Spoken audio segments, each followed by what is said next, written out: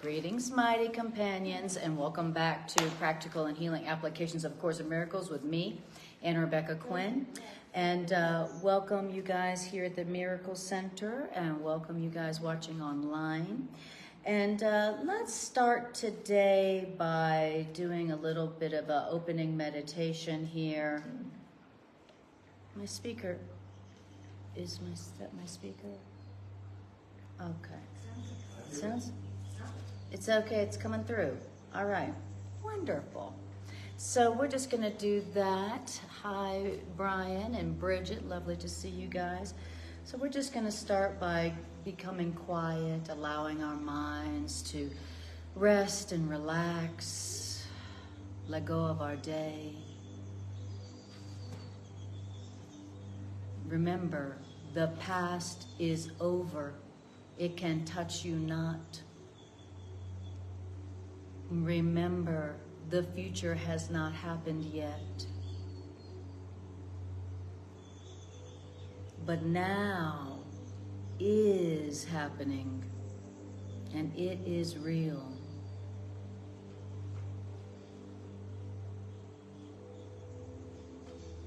So let's practice the holy instant. And we begin this practice by seeing this moment now as all there is of time.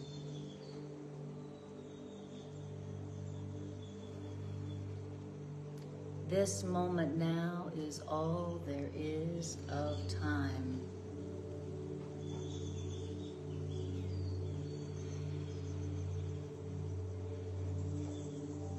In this holy instant, do I give to you, Spirit. Be you in charge, for I am certain that your direction, Spirit, does bring me peace.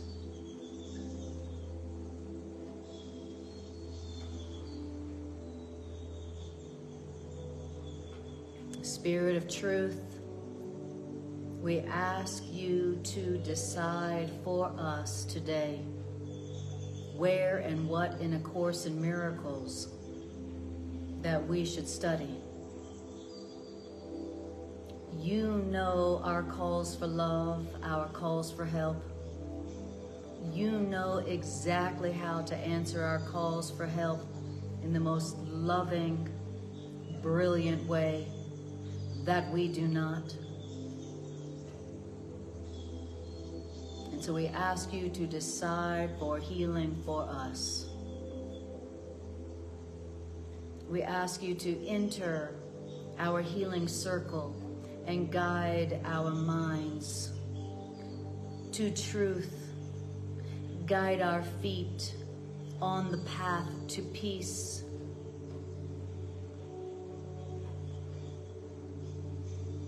Spirit of truth and healing in our mind, we give to you our problems today for you to solve them for us, since that is what you asked us to do.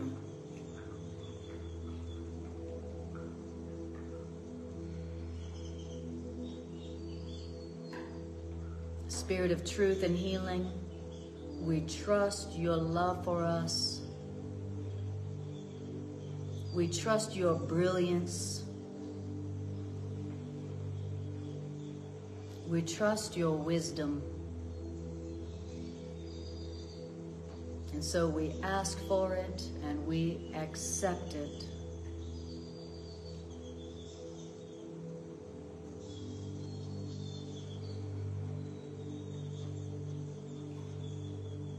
And now let us just be present and feel the presence of our higher, loving, right mind, our appointed friend, our comforter, our guide, our healer, and our teacher. We are not alone.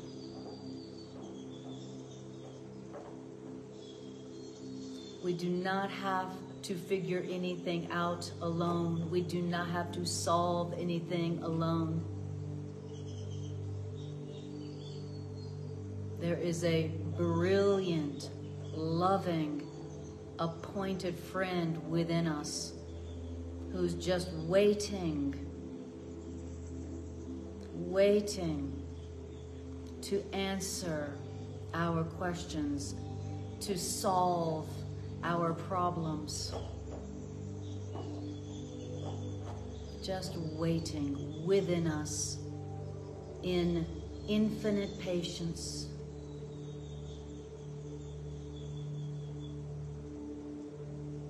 And breathe and feel this presence that lives within you.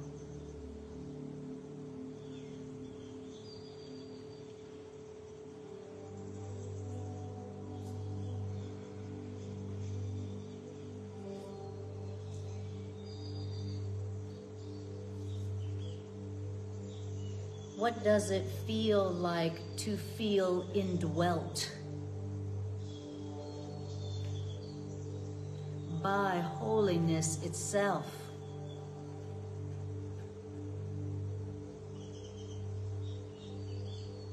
What does it feel like to feel loved from within yourself? What does that feel like?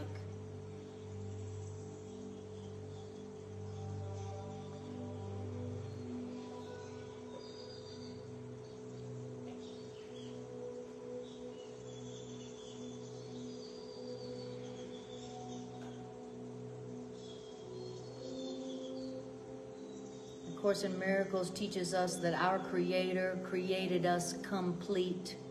That means lacking nothing. That means needing nothing. Our Creator created us whole, which means complete, which also means holy. What would it feel like to feel complete from within right now, needing nothing, lacking nothing? What would that feel like?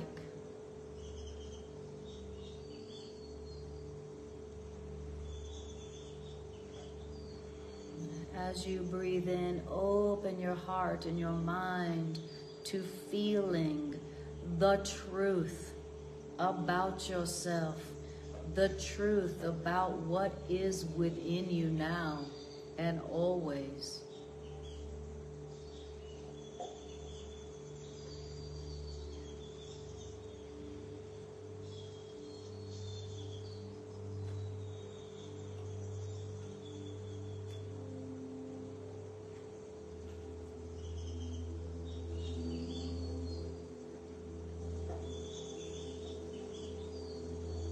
If you believed that you remain exactly as God has created you, what would you be feeling right now?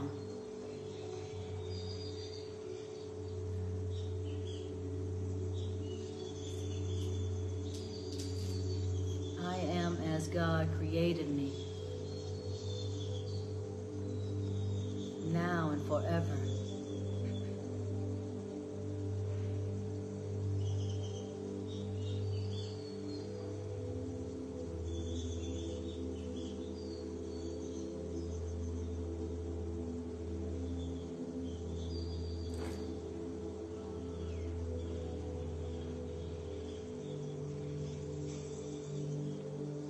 The Course in Miracles tells us that the peace of God is shining in us now. What does that mean? The peace of God is shining in me now. I would like to feel that.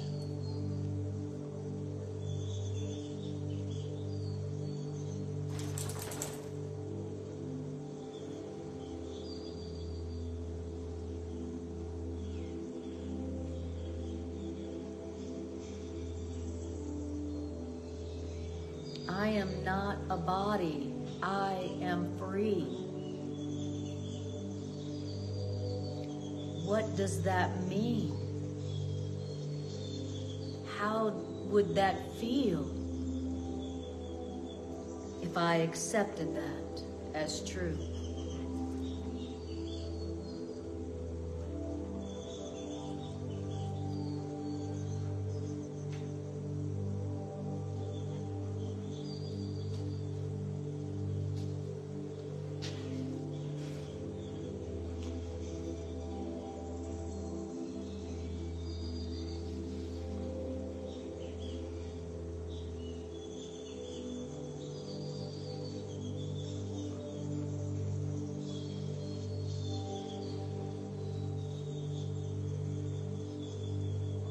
The Course in Miracles tells us there is nothing to fear.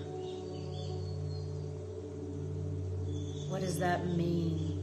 What would that feel like if we accepted that?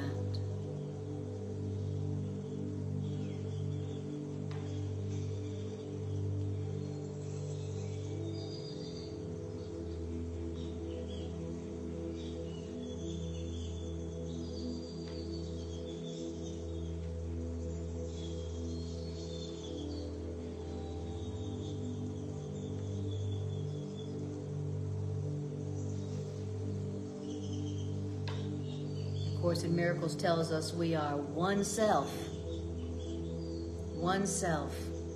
united with our Creator and one with every aspect of creation.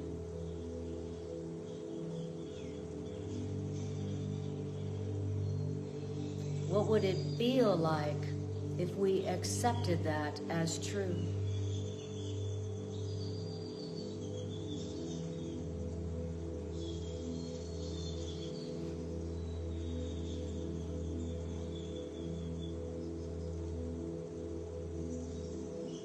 So for a moment, let's just practice feeling like we are one self.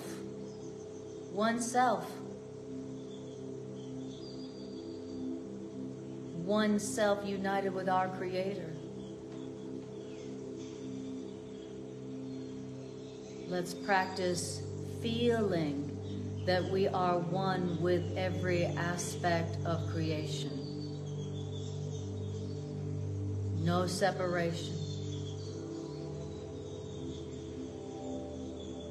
No bodies. No death. We are one self, united with our Creator.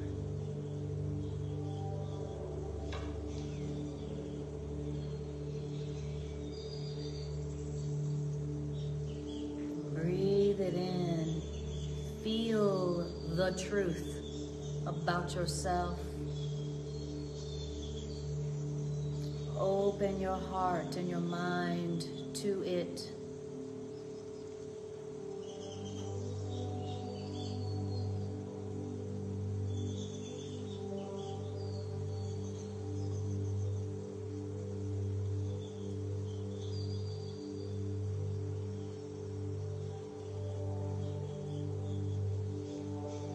Let the truth be true now.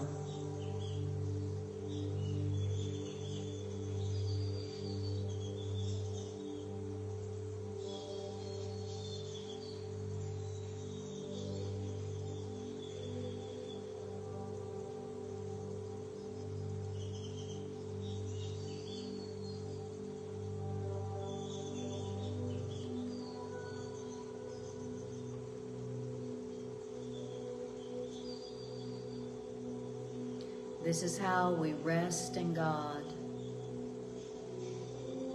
This is how we rest our minds. This is how we rest our bodies. This is how we give rest to the world. To all the world I offer rest in truth.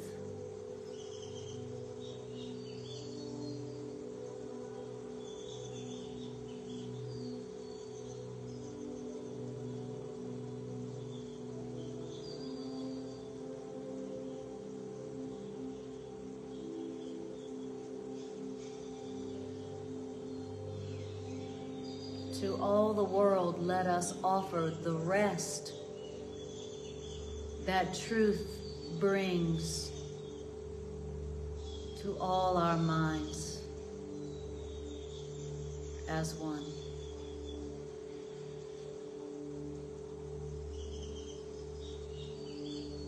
To all the world, I offer the rest that truth brings to all weary minds,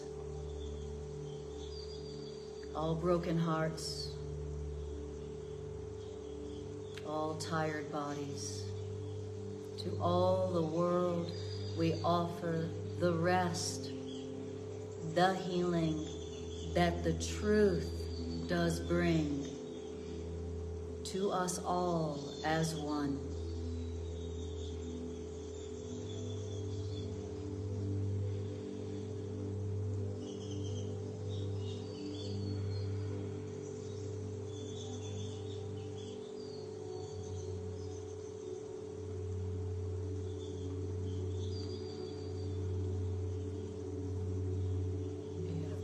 Thank you, God, for the truth.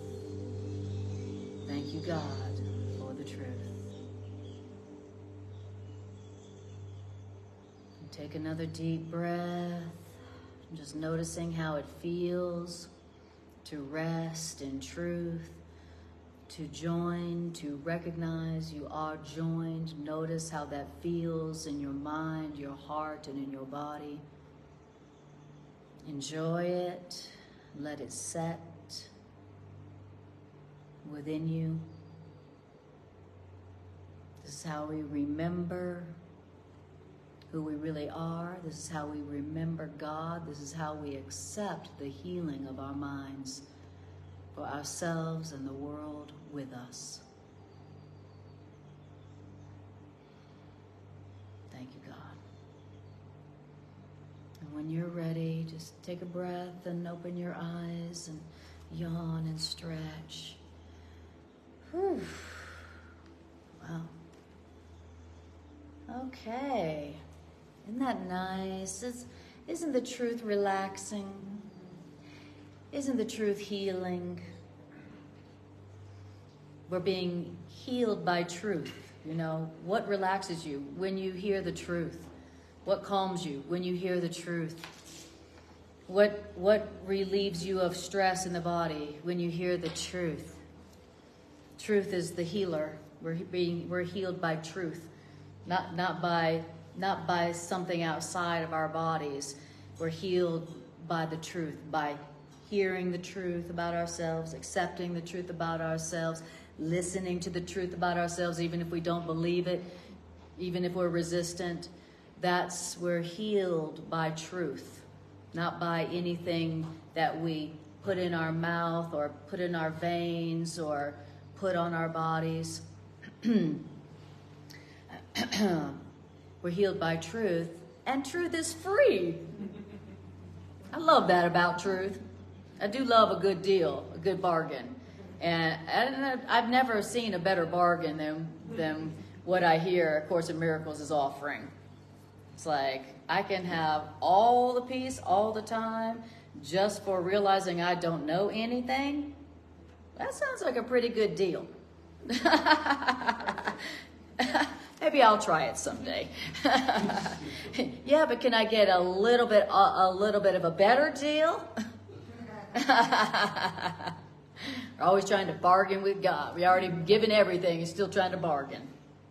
All right. So that was our random number generator prayer, where we ask Spirit to decide for us what we read. Okay. So now I'm going to go to the random number generator app that I have on my tablet. And we're going to see where Spirit, in answer to our prayer, wants us to study today. Okay?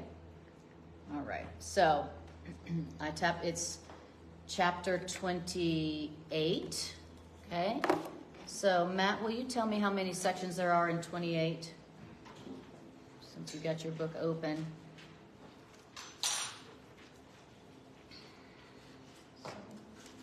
7, okay. All right, so it's section 6. So it's 28.6. This just a few weeks ago we did section 7, the Ark of Safety. Yeah. For some reason, Spirit has had me and Greg in 26, 27, and 28 a lot. I'm sure it's just an accident, you know. I'm sure it's just a total accident. So now we go to our book and we go to 28.6.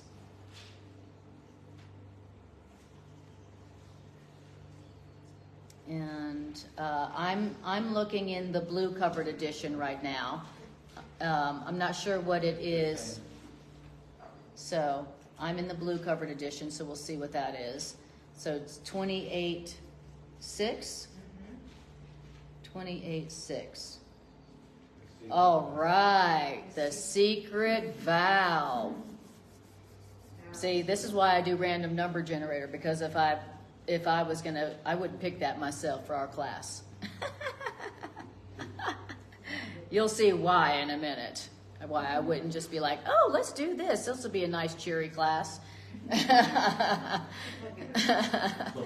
Since I'm an ego-oriented teacher still, I'm concerned about people not coming back. And so I'm tempted to pick which sections we do. And that's why I do random number generator. Okay. Now I want to remind you that doing random number generator with the Course in Miracles book is a fantastic way to get an extremely deep, spooky, psychic reading that is personal to you and what you are going through in this moment. Right? Isn't it? It's everybody who uses random number generator knows it's spooky, weird, psychic, personal. When you do the prayer, Spirit, like we did, Spirit decide for me what and where in a course I need to study today, and bring then your question, and what should I do about such and such? Or what do you want me to know about such and such? Or how could I respond differently to this situation? Where you bring your question to your higher self through this. It's more precise in my perception than any kind of reading that you could get. It's very profound. It's just spooky psychic, you know. So that's something you can do. You can use A Course in Miracles as your oracle. You know the word oracle? You can use the Course in Miracles as your professional psychic. And it's spooky, weird, amazing, the most personal reading you've ever had. Okay? So that's a way you can use the course that is incredible help. And again, it's cheap. It's free. How much does it cost to go to a psychic these days? Too much. Good answer. It's definitely going to be more than free. So the secret vows. Here we go. It says, and Greg, would you be willing to put the name of the section into the comments? Because, okay. All right. So you guys watching, look for the comments below for the name of the section if you haven't already heard it. Okay. All right. Hi, Jean. Hi, Jerry. Love to see you guys. Okay. Who punishes the body is insane. Okay, yeah. Who punishes the body is insane. Because punishing the body, here in punishing the body, the little gap is seen, and yet the gap is not here. The body has not judged itself, and the body, we can talk about the body again, the body has not made itself to be what the body is not. What does that mean? When in doubt, just keep reading. What it means is the body is not seeking to make of pain a joy.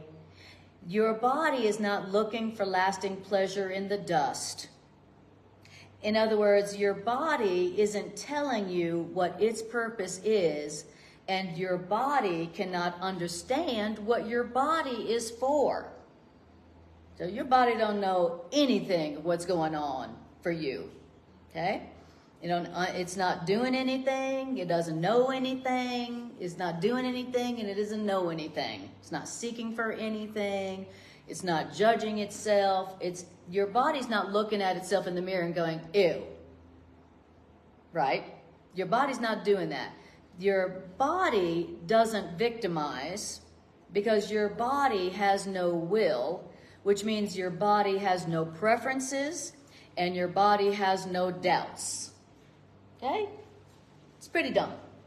Don't do anything, doesn't know anything. It's just a dumb terminal, like a computer, okay? It only does what it's programmed to do, just like a computer, right? And so, and the body does not wonder what it is. And that's why your body has no need to be competitive. Your body can be victimized, right? But your body cannot feel itself as a victim. So, that's interesting. So my body can be victimized, but it's not my body feeling like it's a victim. Is that interesting? The body, in other words, accepts no role. The body just does what it's told without a word, without attack. Okay? So that's the story about the body. Now, that seems hard to believe, right? It kind of seems like my body tells me what I'm feeling. Do you have that experience? Where it's like my body tells me what I can and can't do each day. My body tells me how I feel. It seems like my body's telling me what I want. Seems like my body's telling me who I want. Doesn't it? It seems like my body is very bossy. Seems like my body is very mean. It always gets sick right on the day of the party, something I want to do. It does not seem at all like my body does nothing except what it is told to do. So I guess we have the wrong perception about our bodies, huh? I feel like a victim of my body. How about you sometimes? Yeah, it's like if my body has a backache, damn it, now I have to have a backache. It's like I have to do what it tells me to feel. Of course, the Miracles is telling us that your body isn't doing anything to you. It's not telling you anything. Your body doesn't want anything. It's even saying it's not your body that feels pain or pleasure. What? Wait a minute. My body's not feeling pain or pleasure? No. My mind is. My mind. How do we know that? Because something that one person does to my body might feel like I call pain, but if somebody else did that to my body, I think I'd call that pleasurable. And if somebody else did something to my body, I would call the police. Same action to my body, but in one case, what they did to my body, I call pleasure. And another situation where they do that to my body, I call the police. So what's the diff? So that's our proof that it's not our body that's feeling anything. I'm the one going, that's pain, that's pleasure. And I can tell them apart. Okay? So he wants us to know the truth about our body so that we can stop doing what? Punishing it for what it's not doing. Every time you judge your body, every time you do something to your body that hurts your body, you are punishing your body. Every time you judge your body, every time you compare your body to another body, every time you compare what your body has to what their body has, every time you look in the mirror and go, ew, or if you look in the mirror and go, or ew. And it just, you know, in a matter of hours, you know, in the morning I'm like, ew. And then, you know, after I've, you know, done my hours of, you know, then I'm like, oh. So you're punishing your body. Every time you judge your body, every time you compare what your body has or what your body's doing to what somebody else's body, you are punishing your body for what your body isn't doing. I'm so mad at my body. I just thought my body should have looked better by now. You know what I mean? I just thought my body should have gotten me more specialness by now, but it didn't. And I'm mad. Now I'm going to punish my body. Oh, I'm sick. Oh, now I have a pain in my back.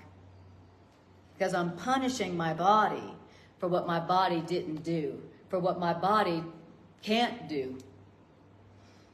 All right. Question. So, this usage in the second sentence of "here the gap is seen" doesn't seem to comport with what I understood from elsewhere in the course where he's talking about the gap. Right. So, can you kind of maybe put... Yeah, it's like, okay, so when you're punishing your body, you're imagining there's a gap between your mind and your body. It's like, you know, the truth is that all we're seeing in our body is what our mind is thinking. So there really is no gap between what's happening in my mind and what's happening in my body. But I think there is. I think that my body is independent and it's just doing something to me against my will. I see. Okay. So it's like a gap, you know. At least I think that's one interpretation. Okay. Now, paragraph 2. All right, you guys are doing great. One paragraph. It's a miracle when you listen to something you don't believe. Paragraph 2.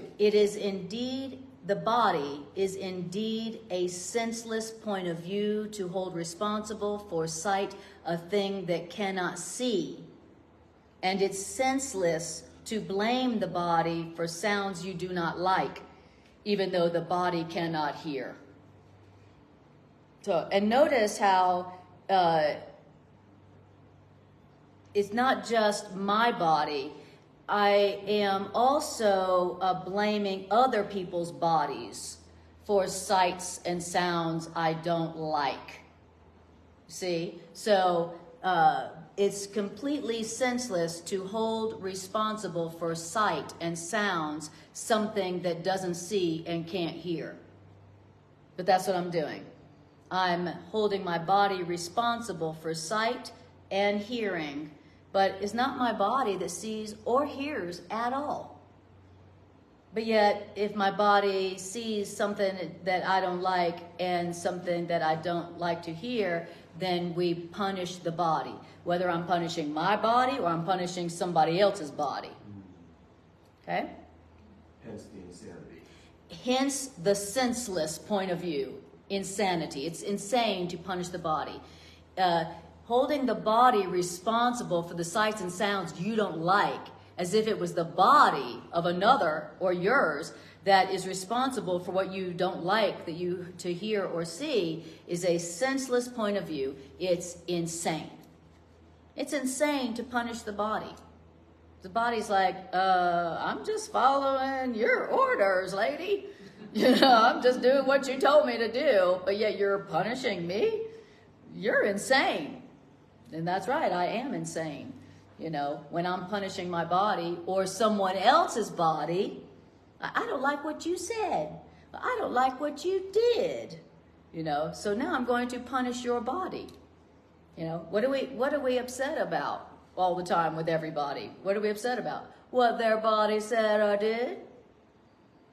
Right? It's all about what their body said or did. So we're punishing their body for what their body didn't do. All right. Okay. So then it says, the body doesn't suffer the punishment you give because the body has no feeling. The body doesn't suffer the punishment you're giving it because the body has no feeling. So is this saying that all the feelings I experience within my body are not coming from my body? That's hard to believe. Sure seems like my body's got a lot of feelings that it's producing. Sure seems like the feelings I'm feeling are coming from my body, doesn't it? Sure feels like my backache is coming from my back. Sure feels like it's my back that's feeling the pain. It doesn't feel anything. It has no feeling. Whoa, that is so deep. Talk about projection. We have projected our perceptions onto our body, and then now we're punishing our body for having a backache or whatever the body's doing that you say you don't like. I don't like it that you have a cold. I don't like it that you're this. We're punishing the body for the feelings that we're experiencing in our body that didn't come from our body, that aren't coming from our body. Dang, who knew? And so in that regard, everything that we experience physically is psychosomatic. According to this, which I didn't write, by the way, so that's the only way I feel safe and innocent teaching it, you know. I would never say this if it was coming from me, you know, get assassinated. So, according to this, everything that you're experiencing in your body is coming from your mind. You're experiencing it in your mind. As a matter of fact, that's another explanation of the gap. I think that my mind is trapped in my body. I think my mind is in my body, but the truth is that my body is in my mind. But I think that there's a gap. So my body is in my mind. So whatever is happening with my body has to be coming from my mind. Yeah, that's hard to believe, huh? Because we've been taught the exact opposite. We've been taught that, no, our body is our cause and we're our body's effect. So our body tells us what we feel, how we feel, what we can do, what we can't do. Our body tells us where we should go, and we're just, have to follow along, like as if we are the body's victim. My body tells me what I can do. My body tells me how to feel, and I'm just my body's victim. So that's really the essence of the grand setup for ourselves. The essential for us to have this experience, the essential hallucination. Yes. The line that we read last night in last night's class was yesterday in class. There is no dream without the body. And there is no body without a dream. So the whole mass hallucination that we're having, what the Course calls the dreaming of the world, centers on the body. There is no mass hallucination dreaming without the body. And that's what all the dreaming of the world is about, the body. It's all about the body. You are this body and you are its victim. Whatever happens to your body, that's what happens to you. Sorry about that aging thing. Sorry about that slipping on the banana peel thing. Sorry, whatever happens to the body happens to you. And that's why the ego's one goal is that we think that we are a body. Because if you are a body, you are something that can get hurt and die. You see the theme that's been going, that was our theme yesterday, in yesterday's class, okay? And that's the whole purpose of the ego, and that's the whole purpose of the dreaming of the world, is that we believe we are a body, and we can be hurt, and we can die. That's the whole purpose of the ego, the whole purpose of the dreaming of the world. That's what it is in a nutshell. And that's why A Course in Miracles, like we were saying yesterday, is the whole purpose is to teach us over and over and over and over and over and over and over and over and over and over and over again that we are not a body. We are not a body. you know, because if you are a body, then you are something that can get hurt and can die and can lose what you love and you can lack and a whole host of horrible other things that you will experience if you are a body. And how in the world can you love without fear if you believe that you and your loved ones are their bodies? How can you love without fear if you think that the people you love are their bodies and can die? Can you love anybody without fear if you believe that they are their bodies and they can die? No, you're going to be afraid to love. You can't believe that they are a body and you are a body and not be afraid to love. You can't. You know, I remember after my daughter was born and I was like, holy shit, now I have the biggest fear I've ever had. Now I have the biggest fear I've ever had because now I'm afraid to lose the greatest love I've ever known. So as soon as she was born in her body, now I'm more afraid I've ever been. And I promptly went on an antidepressant. I called it an antidepressant. I went to the doctor and I was like, I need an antidepressant. I'm depressed. And she said, you know, she says, every single one of my new mothers are on antidepressants. And I was like, I know why, you know, and because I'm a Course student, I was like, yeah, because and so I realized that the only way to be free of this massive, horrible fear that I now had, now that I was a mother, was to accept the fact, the truth, that my daughter was not a body. Just like me, she was not a body, which means she cannot die, you know. And so I really was motivated to accept the truth, the fact that we are not our bodies, so that I wouldn't be terrified to love. You know, that's sad. You know, that's not a good thing, to be afraid to love. And that's why we sabotage our relationships so masterfully. You ever wonder why the biggest love is when you do the dumbest things? You know, when you got the biggest love you ever had, you do the stupidest things. Why? Because you're afraid to love. You're afraid of love. If you believe that if you believe you are a body, then you believe that love can die. And that's very depressing. Thank God it's not true. Thank God it's not true. Thank God all the things that we're depressed and anxious and afraid of are not true. Thank God. That's why we're saying the truth is healing. You hear the truth and you're like, oh, okay. I guess I don't have to be afraid or anxious or depressed about that anymore. All right. Okay. Getting deep tonight, huh? All right. Then it says,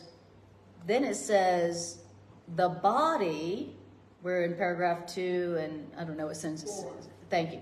The body behaves in ways you want, but the body never makes the choice to behave in ways you want. The body isn't even born, and the body doesn't die. Well, the body, I know everybody's like, wait a minute. Wait a minute. Yes, but the body can do nothing but follow aimlessly the path on which the body has been set. And if that path the body has been set is changed, then the body walks as easily another way. The body doesn't take sides, and the body doesn't judge the road it travels. The body doesn't perceive any gap because the body doesn't hate. Now, the body can be used for hate, but the body cannot be hateful made thereby. Okay, so that's the other thing about the gap, is that the body seems to make a gap between you and me, right? That's what I was familiar with. So The body seems to make a gap. It's like, we'll see the gap between us? But your body's there, my body's here, and what's between us? A gap. So the body doesn't see a gap, but we see a gap between our bodies, as if the body makes a gap between us. It's like we would be one, but you know, we're in separate bodies. So I guess we can't be one. I guess we're not one. Because look, we're not in the same body. We're in separate bodies, and there's a big gap between our bodies, so we can't be one. And that's the purpose of the body. That was the purpose of the body. Now we're giving the body another purpose. Now we're letting spirit give our body another purpose. Our body was made to make sure that we believe there's a gap between us that we could escape within if need be. If the love got too close, if the love got too real, then the body makes a gap between us through which we can escape from love.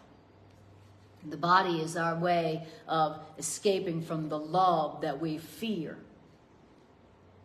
So that statement, it is not born and does not die, is he essentially saying what we're calling life is just a false definition? Yes, exactly. What we're calling life is a false, you know, we call life when the body's born. That's not life. We call death when the body ends. That's not death. So, you know. And there have been people who have experienced a body that lasts for long periods of time. But the point being is that, you know, is that when the body is born, that's not life, and when the body dies, that's not death. Okay? Life and death have nothing to do with the body. Nothing at all. Life has nothing to do with the body. Zero. And the only experience of death that we have is when we are born into a body. That's a manifestation of a belief in death. The body is a manifestation of the belief in death, because the body dies. So if a body dies, then its purpose was the belief in death. Its source was the belief in death. So really, here in our bodies, where we're like, oh, I'm so glad to be alive. Look, I'm in my body. I'm so happy to be alive. I don't want to die. You know, the truth is that only in the body do you experience death or the illusion of death. So this is the experience of death. How do you like it? Yeah, it's pretty, kind of sucks, broken into by periods that are fun. How's it feel to carry around this heavy body every single day? How's it feel to carry around that much weight every single day? Does it feel good? So it's telling us the truth about the body here, as you can see. This is like the lowdown of the body, okay? I wonder why. Where's it going here? Hey, Jerry. Okay, paragraph 3. The thing you hate, and the thing you fear, and the thing you loathe, and the thing you desire, all at the same time. The body. That's a perfect description of how I feel about my body. I hate it. I loathe it. It's not good enough. It's not pretty enough. It's not this enough. It's not that enough. It's not good enough. I don't have enough. But I also desire it. I hate it. I loathe it. I fear it. And I desire it. Right? Isn't that the way we feel about the body? That's a perfect description of how we feel about the body. The body that you loathe and hate and fear and want, the body does not know. The body doesn't know about that. And then we send our body forth to seek for separation and to be separate. We go, body, go find me some separation. Body, go find me some separation. Come on. Okay. We send our body forth to seek for separation. It's another way of saying it. We seek our body forth to get what will never make us happy. Body, go get me some more stuff that won't make me happy. Body, go get me some other bodies that I still won't be happy with. Body, go get me some things to possess that I still won't be happy with. Okay, body? Are we clear? Go get me some more specialness, body. Come on. You know? Go get me some specialness, some power, fame, money, and physical pleasure. We send the body forth to go get that stuff that will not make us and has never made us happy. Okay? And then we hate it. Then we're mad at it. Why? Not for what the body is, but for the uses you have made of the body. So if you're sending your body out to get some love or to get some stuff that's not going to make you happy, it's not going to satisfy you, you're going to be mad at your body all the time. You're going to be disappointed in your body all the time. You're going to be like, love, I sent you out to go, body, I sent you out to go get some specialness and some love, and you failed. You failed me again. You didn't get me enough specialness. You didn't get me the right person. You didn't get me the right things. You didn't get me enough fame. So you send the body out to get what will never make you happy, and then you blame it on the body. You blame your body and go, body, you know, if you were just a little bit better, then, you know, you could have gotten the happiness and the specialness for me. Then we blame it, we hate the body, and then what do you do when you blame it? When you hate something, you punish it. Okay? And of course, a miracle says that you're not hating the body because it didn't work. You hate the body because of what you're using it for, which is getting. You're using the body for an unloving purpose. You know, you're not sending your body forth, go give love to everybody equally, right? That's not what we've been using our bodies for. Go give love to everyone equally. Nope. We're using our bodies to get something for just us and not them. Go get me something. Go get something for my body that's just for me and nobody else. And we're going to call it love, but we're not going to be happy. And it ain't no love without happiness. So if you're not happy, it ain't love. So we hate our bodies not because our bodies are failing us, but because we're using them for an unloving purpose. Go get me something. Go get something to make me special, which means separate and different than others. Something other people don't have. Wow. Okay. So you hate the body, but not for what the body is, which is limited. You hate it for what you're using it for. You shrink from what the body sees. You shrink from what the body hears. And you hate the body's frailty and littleness. And you despise the body's acts, that's for sure, but not your own. So you hate what the body's doing, the body's acts, but not your own. So you hate what the body's doing, but you're not hating your mind or your thoughts that are making the body act out. So I'm like, my body is just sucks. My body is blah, blah, blah. We hate the body, its acts. Like, why is my body getting a cold again? Why is my body aging? Why is my body getting sick?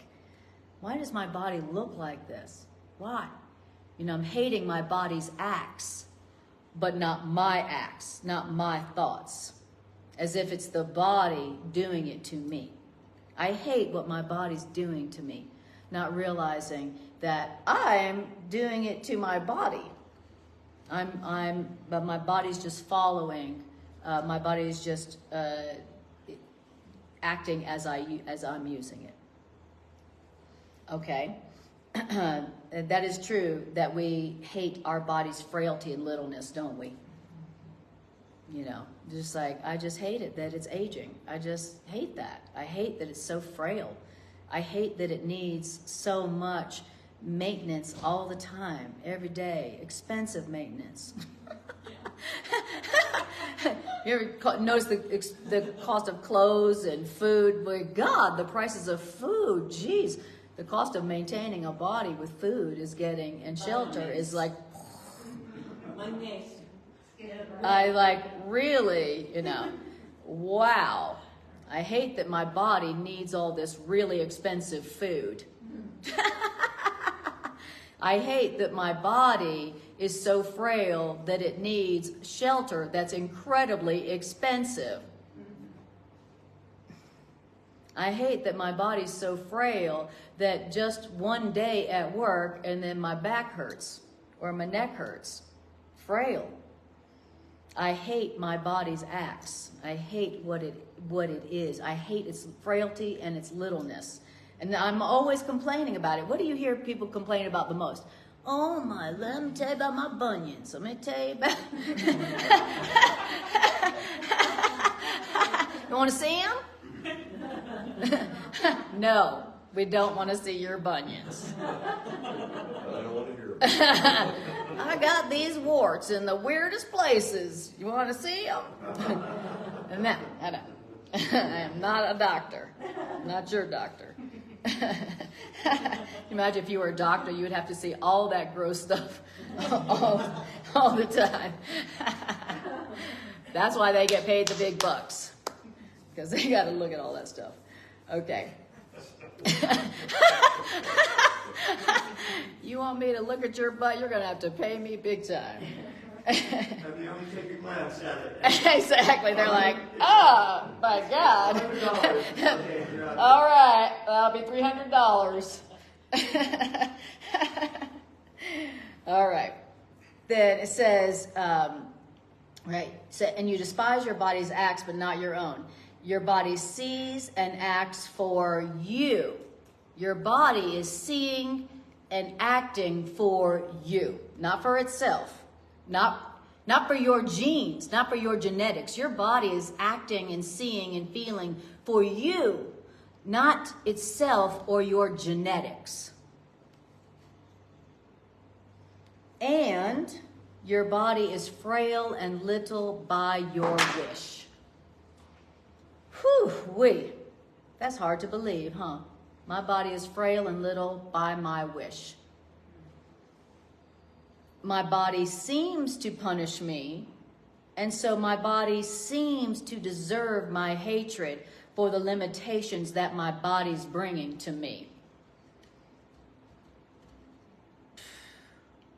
Yet, we have made of our body a symbol for the limitations that we want our mind to have and see and keep.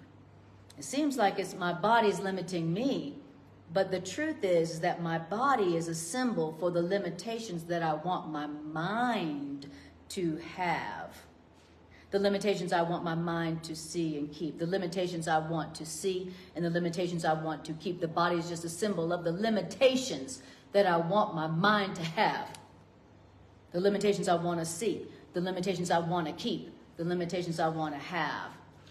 My body's just a symbol for the limitations that I want my mind to have. Dang, well, I apparently want my mind to have a lot of limitations because my body really does seem to be limited and fragile and weak. Really. And the older I get, the more fragile and limited and weak it seems to be. Wow. But the truth is that the body has no weaknesses or limitations or frailty in itself. The limitations and the weakness and the frailty of my body is just a symbol. It's a physical outpicturing of the limitations I want my mind to have. Dang. I guess I want my mind to have some limitations. And the essential question then is, why would I want to have these limitations? Why? Very good. Why? Why? What am I afraid of? Yeah. What am I really afraid of to want these limitations? Yes, exactly. Why do I want my mind to have these limitations? What am I afraid of? Exactly. Well, apparently, I'm afraid of freedom, I'm afraid of my eternal nature. I'm afraid of the power and beauty of my spirit.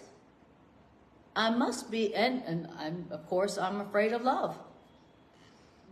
And ultimately, the ultimate fear that all our fears really come from, that we don't know about, is that I'm afraid of God. That's what the Course in Miracles says. That's the core fear.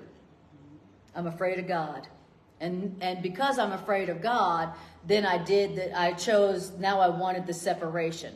I'm afraid of God, so now I want the separation, and now I want the body, and now I want the pain, and now I want the limitations and the frailty and the weakness of a body.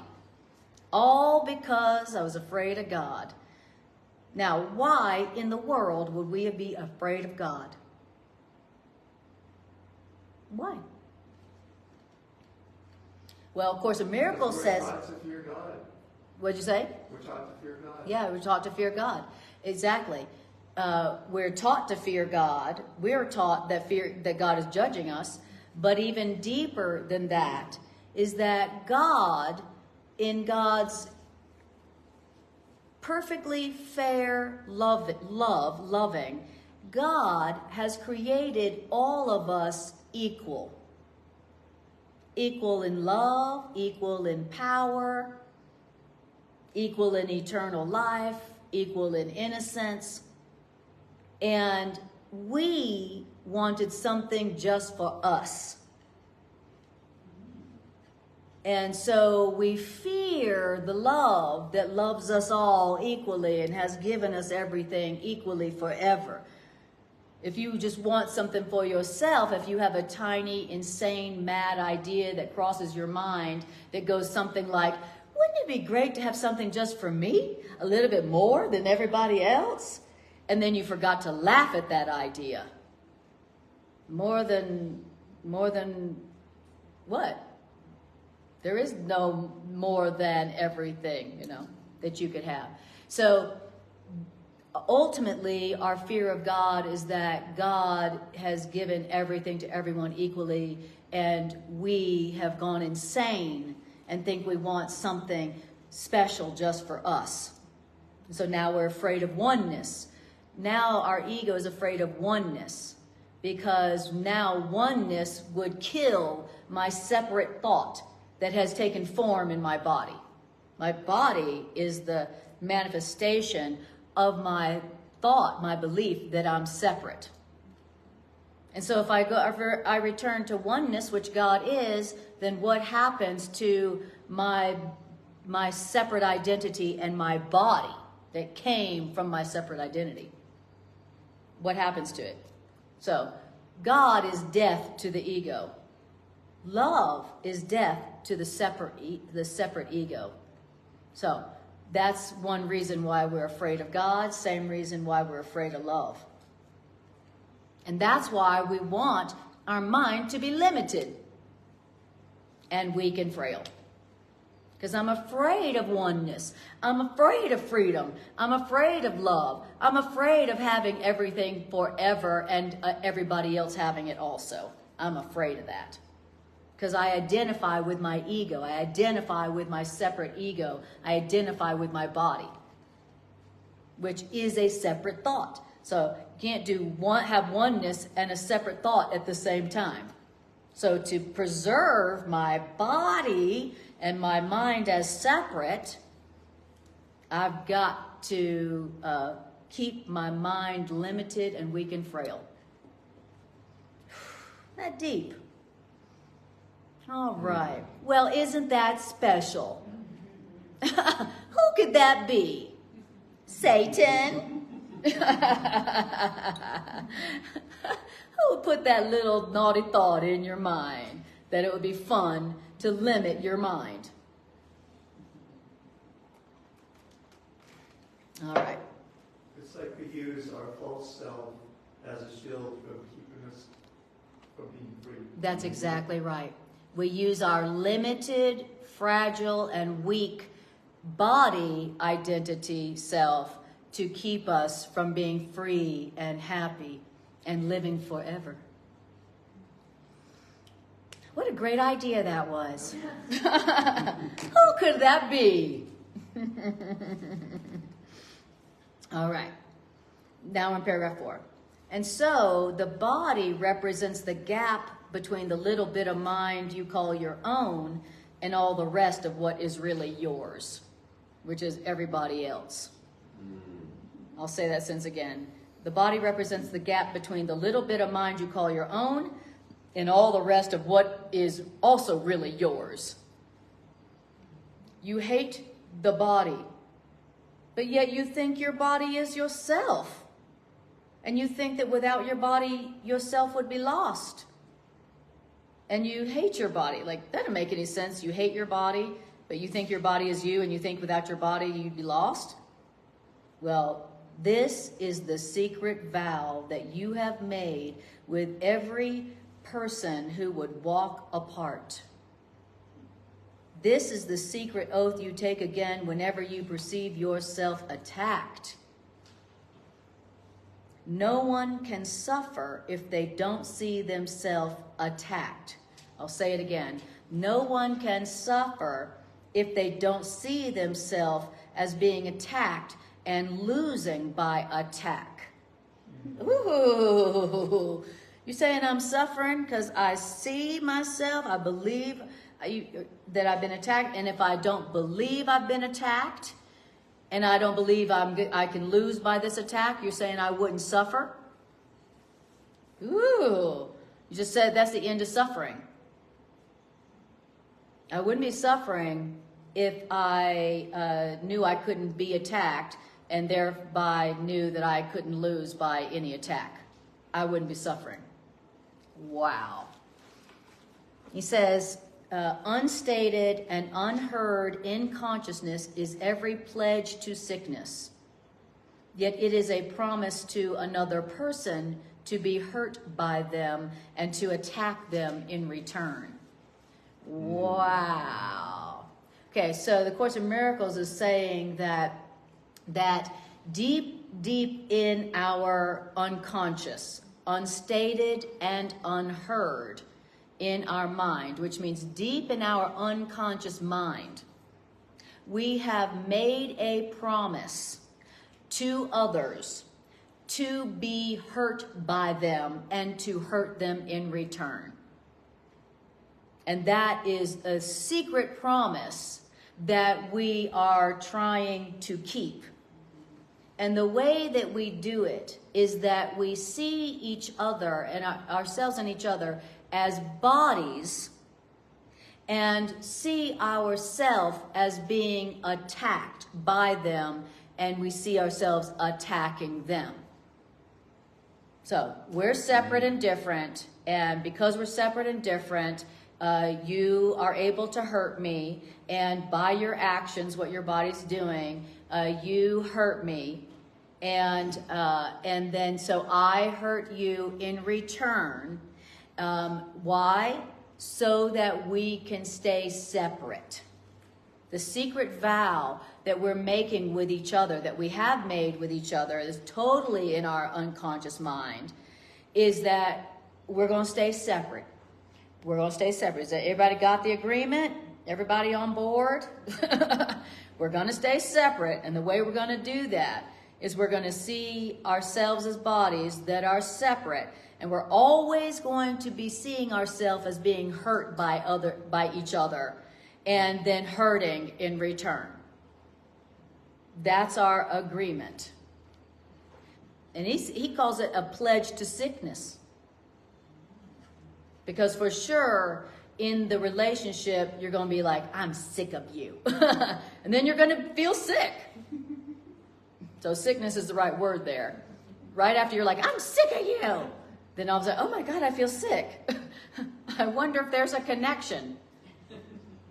But I'm also seeing that there may be another level of self-hatred and delusion going on here, in that there are some ways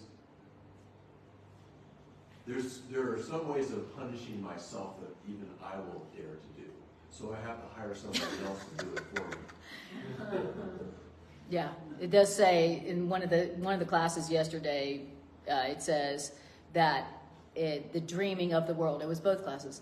It says in the dreaming of the world, sometimes the body is the victim of other bodies that would torture it.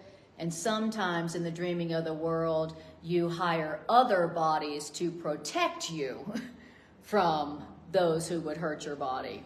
You know? So it's interesting that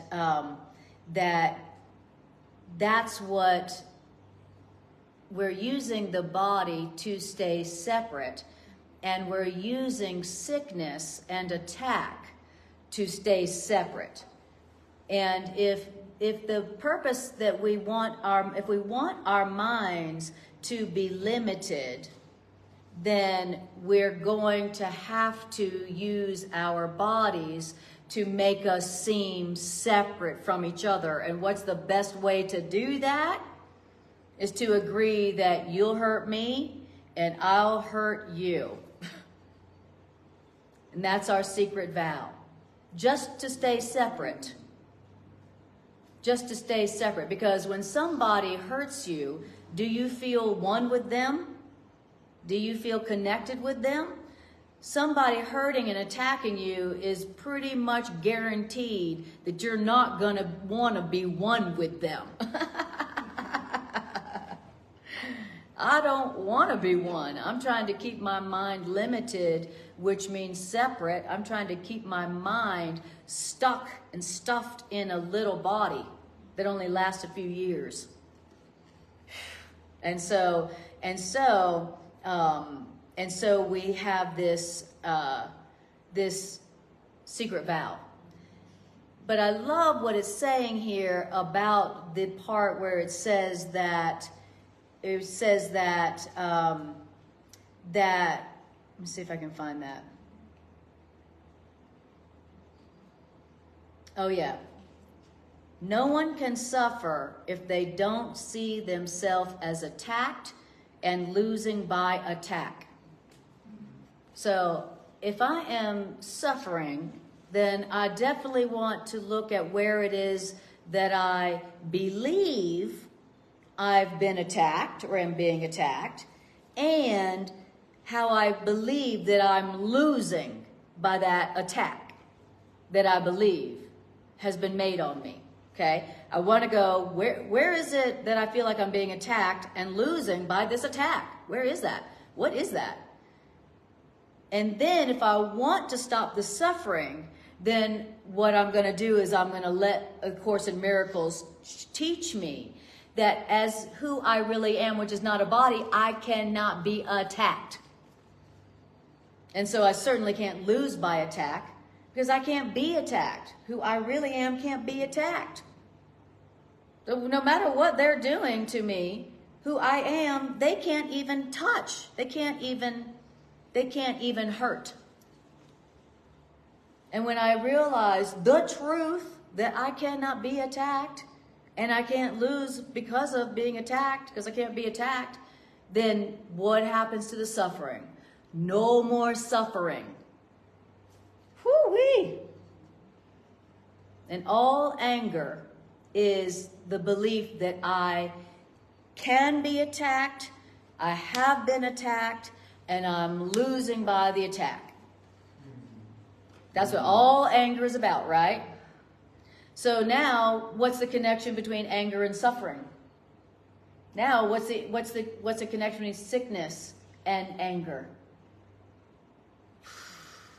So it's really helpful, because wherever it is I'm sick, wherever it is I'm suffering, is some place where I believe I've been attacked and that I'm losing by that attack. And I'm also believing that I was in no way, shape, or form responsible for that. No way how, because I've given only love all the time. See, when you put that last part into it, he says anger cannot occur. And you could also put in here sickness. Anger cannot occur, sickness cannot occur, suffering cannot occur unless you perceive that you have been attacked, that you're losing by that attack, and you had nothing to do with it whatsoever. as if you had given only love to everyone, all the time. And we know that ain't true. That last part. The perfectly innocent victim. Exactly. So suffering and sickness and anger all are one thing of believing that you are your body, identifying with your body, identifying with something that can be attacked, believing you can be attacked, believing that you can lose by that attack, and then believing you had nothing to do with it whatsoever. And that really clarifies the statement elsewhere in the course that minds cannot attack. That's right. Exactly. I have to believe that I'm a body That's with my own thank little you. mind That's right. in order to have all of those experiences related to sickness and attack. Yes. Because mine cannot attack That's what right. we're told.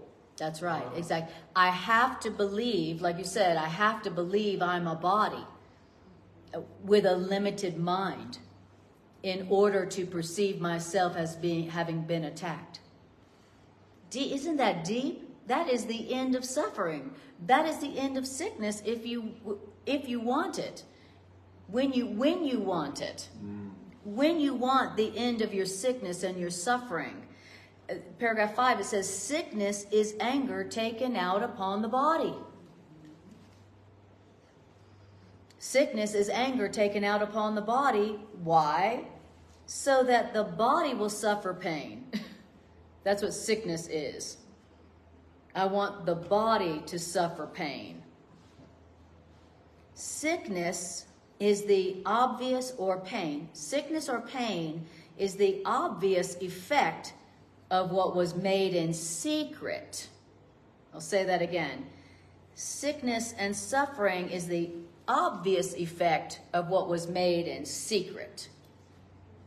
In secret, in agreement with another person's secret wish to be apart from you, as you would be apart from them. It's interesting. The sickness and suffering and pain is the obvious result of an agreement made in secret between you and another to be separate. Who knew that that's where it was? I thought it was a bug that was going around. I thought it was COVID. Nope. And when is that agreement made, in the ether before? In your unconscious mind. Okay. In your unconscious mind. And he's saying that sickness is an agreement that we made with another to be separate from them, which means to hate them and to be attacked by them and to attack them in return. Sickness and suffering and pain is the physical manifestation of a secret agreement with another person to be separate and different from them, which means to hate, to attack them, and to be attacked in return. Isn't that deep? That's hard to believe, isn't it? Take COVID, for instance. Okay, so we have a pandemic, so... Yes, that... Okay, people are... Okay, explain it. Okay. Okay, COVID, go.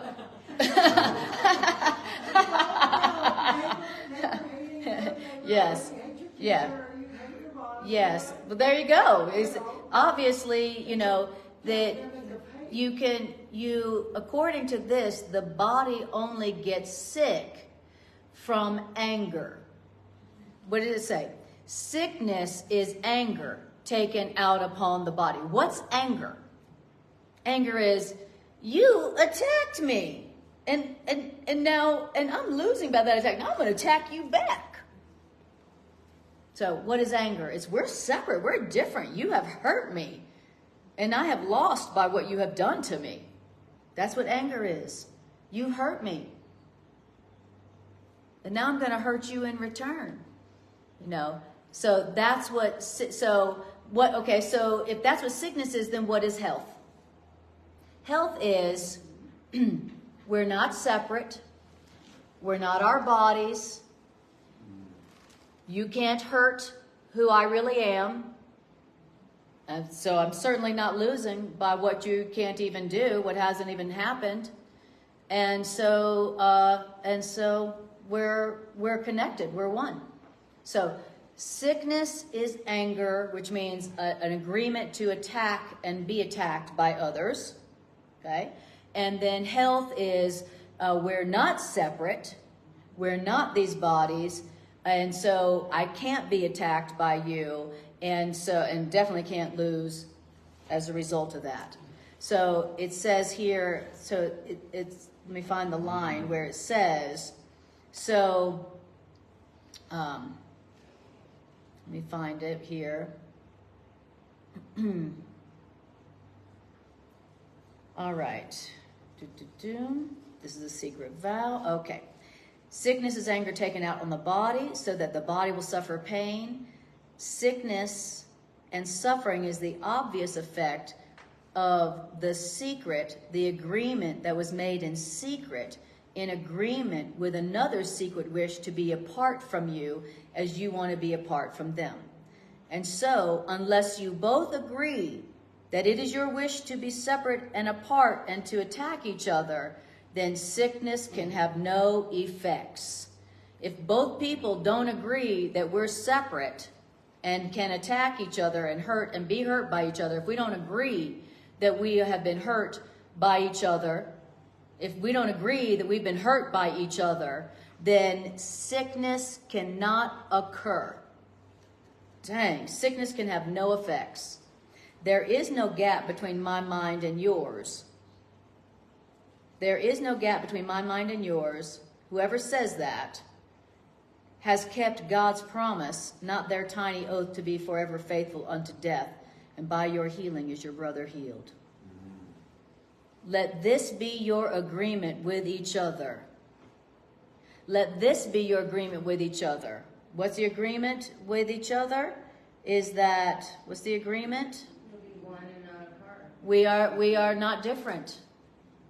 We are not separate. And so you cannot attack me and I cannot attack you. Let this be your agreement with each other, that you be one and not apart. And then they will keep the promise that you make with them, because that's the promise that they have made to God as God has made to them. God keeps God's promises. You keep yours. In your creation, did your Creator say, you are beloved of me and I of you forever. Be you perfect as myself, for you can never be apart from me. We don't remember that we said, yes, we will, though in that promise we were born. Yet God reminds us of this promise every time we don't share a promise to be sick, but instead let our minds be healed, which means unified. So the other sickness is keeping a promise to be separate from each other in anger and attack. Health and healing is the promise to let our minds be healed, which means unified. So if our minds are unified, where's the attack? There's only attack if the minds aren't unified. So the end of the sickness is where we say, you know what? We're not separate. We're not different. You can't attack me. I'm part of you. We have to be separate for you to attack me and for me to lose by that. So health is the agreement that we are one and not apart. And that is the end of sickness.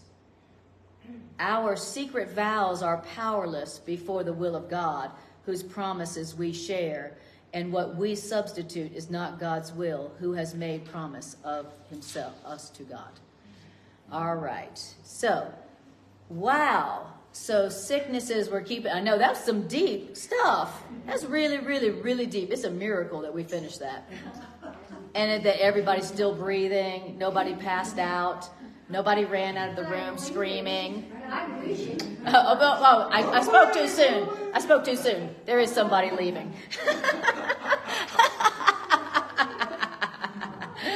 just her body. It's just her body, though. It's not her. She can't really leave us. Don't tell her. Don't tell her she can't leave us. So, all right. So let's do a closing integration meditation, shall we? Woo! I love it.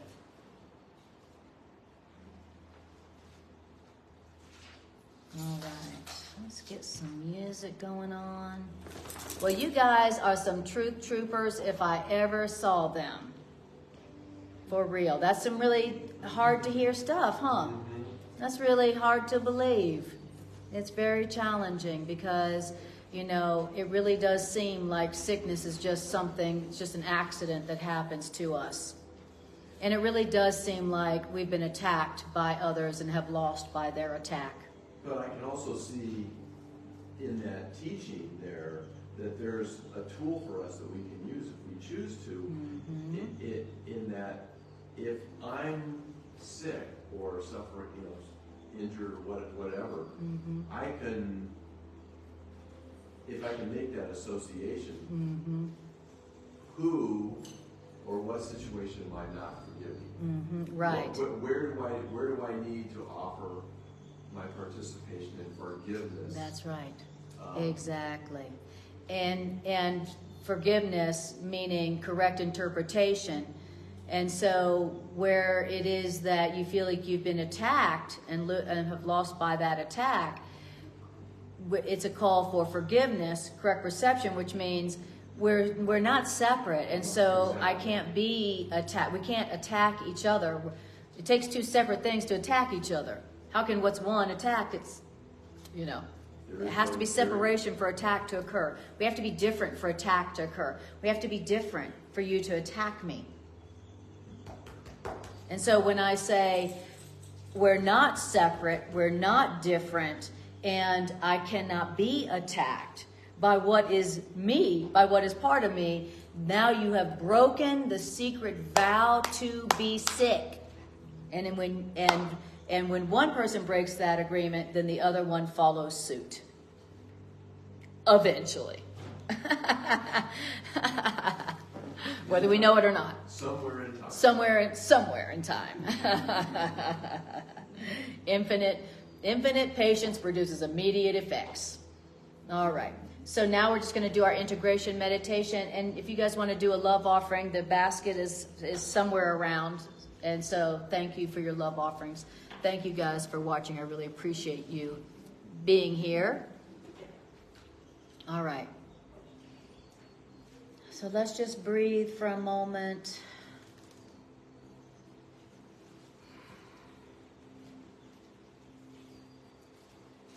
That was so deep. Now just let our minds rest for a moment.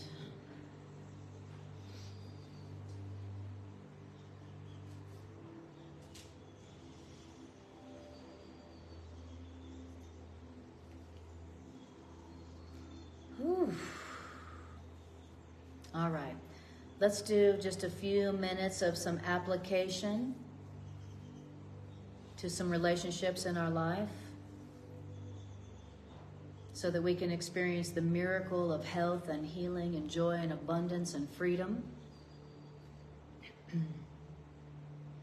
So I want you to bring to your awareness a situation or a relationship where you have been experiencing some anger or some sickness or both.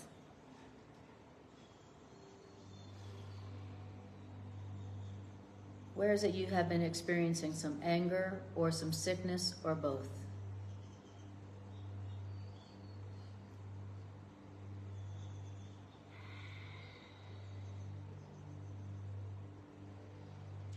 All right, now we're going to tell ourselves the truth about it. Even if we don't understand it or believe it, we're going to tell ourselves the truth about it so that we can get the healing and the miracle that comes from the truth, even if you don't believe it. So first we're going to tell ourselves, this sickness, body, mind, or spirit, is coming from my anger, which is my belief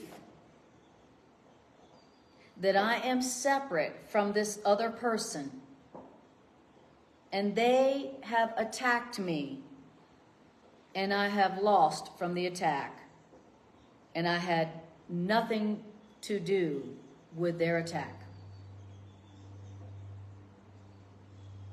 This sickness is a physical manifestation of my agreement to be separate and different from this person.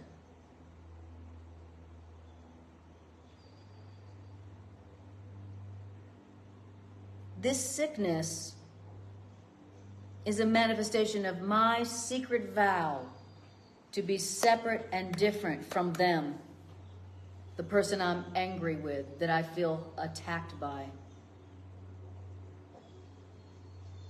This sickness is coming from my mind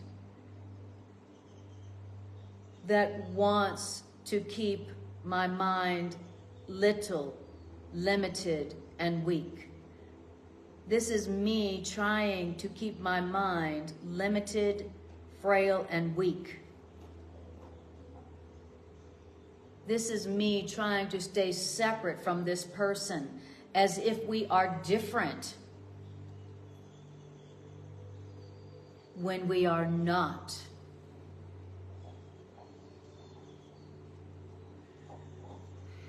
Take a breath.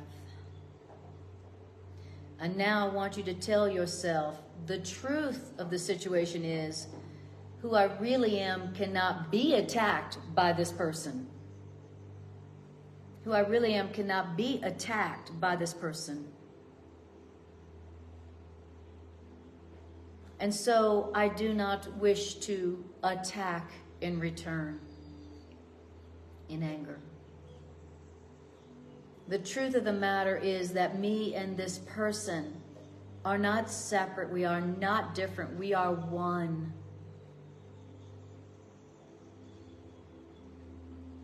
We are both equally sinless and guiltless, and we both equally don't know it.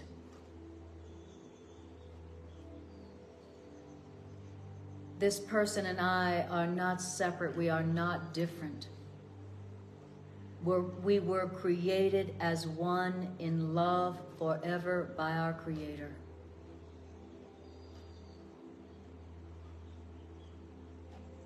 And then tell yourself, I break my secret vow to be separate from you. Say their name in your mind. I break my secret vow to be separate from you. I cannot be attacked by you and lose.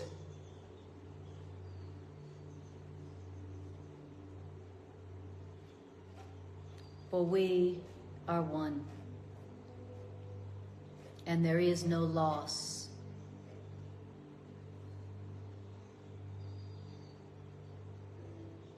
And now notice how you feel about this grievance, this anger, this suffering that you've been doing in the relationship with this person. What is happening to this feeling of anger, this feeling of having been attacked, this hurt?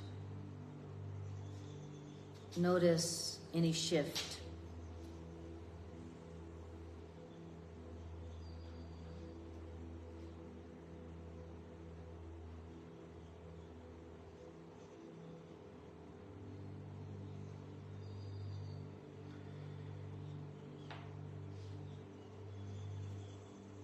And then say to them, I bless you, my friend, who are one with me. I bless you, my friend, for you are one with me. And I want you now to thank God for this person who is one with you, whom you thought was separate from you. Thank you, God, for this beautiful and precious part of myself that I thought I had lost. Thank you, God, for this precious and perfect part of myself who is separate from me no longer. Thank you, God.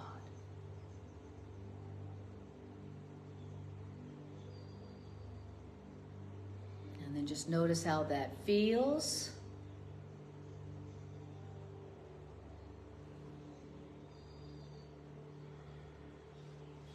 And ask your higher self to help you to remember to do this often.